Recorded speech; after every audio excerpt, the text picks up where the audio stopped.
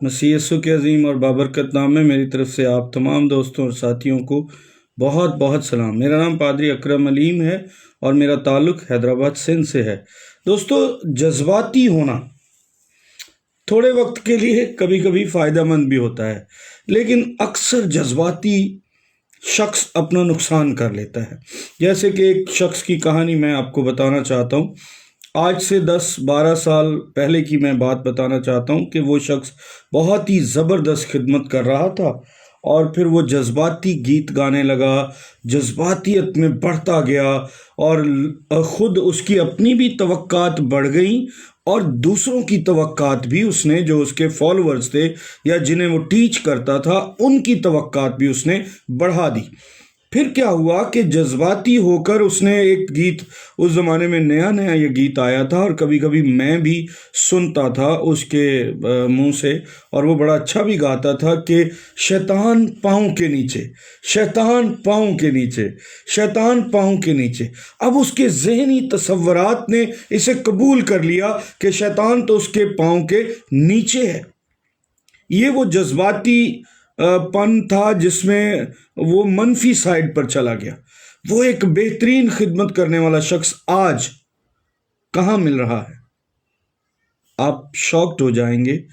تاش کھیلتا ہوا، فضول وقت ضائع کرتا ہوا۔ اب وہ پراپر عبادت بھی نہیں کر رہا، اور ایک وقت تھا کہ وہ شخص سیمنری سے فارغ التحصیل ہو کر خدمت کر رہا تھا۔ کیسے ایک شخص کے جذبات، احساسات کو جذباتی تعلیم نے ملیا میٹ کر دیا۔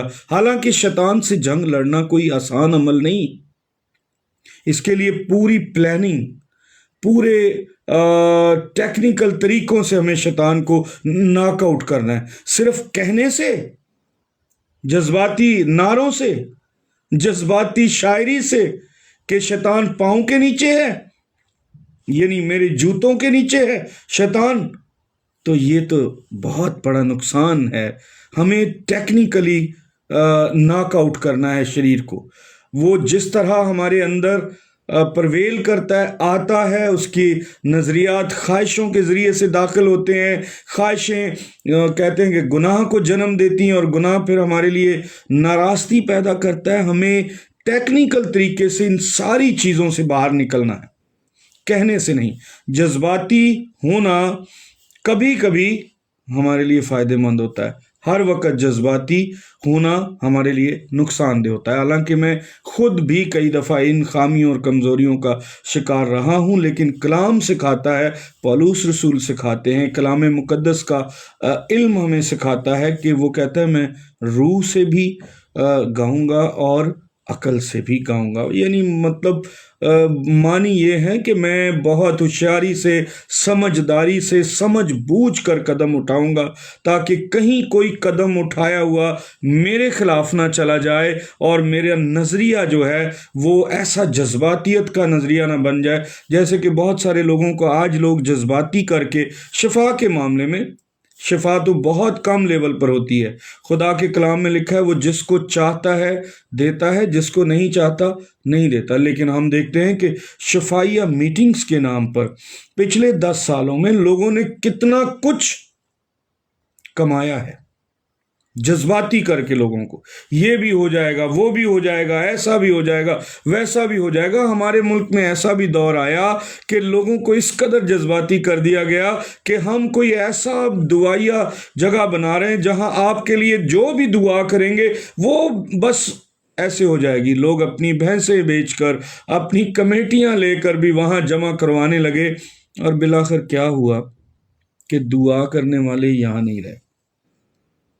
انہوں نے کہا یہاں کیا سینٹر بنانا ہے، اب دنیا کی جنت امریکہ میں جا کر سینٹر بناتے ہیں۔ اور وہ جو بھینسیں بیچنے والے تھے، زیور بیچنے والے تھے، وہ بیچارے اب کئی جگہوں پر انٹرویو دیتے ہوئے نظر آتے ہیں۔ لیکن اگر وہ پہلے سوچتے اور جذباتی طور پر اپنے آپ کو کسی کے سامنے نہ ڈال دیتے تو نقصان کم ہوتا۔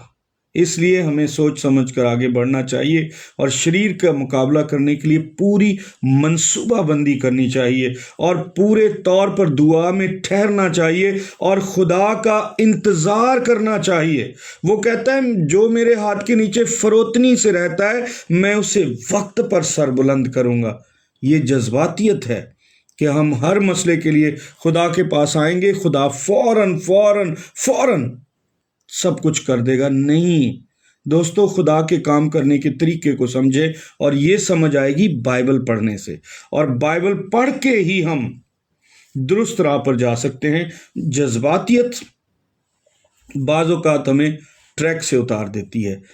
کوشش کریں سمجھ بوجھ کر قدم اٹھائیں اور شریر کا ایسا مقابلہ کریں کہ شریر ناک آؤٹ ہو جائے اور وہ کہے کہ خدا کے لوگ اس قدر عقل مند اور دانش مند ہیں کہ میرے ہر حربے کو ناکام کر رہے ہیں۔ صرف شریر پاؤں کے نیچے، شیطان پاؤں کے نیچے کہنے سے نہیں، عملی طور پر ثابت کرنے سے ہمیں کامیابی ملے گی۔ جیسے کہ میں نے ایک بھائی کی جو مثال دی ہے خدمت گزار کی، میں اس کے لیے دعا کر رہا ہوں، آپ بھی دعا کریں کہ وہ خدمت میں بحال ہو اور ایک میچور مائنڈ خادم بنے، نہ کہ جذباتی۔ Thank you, God bless.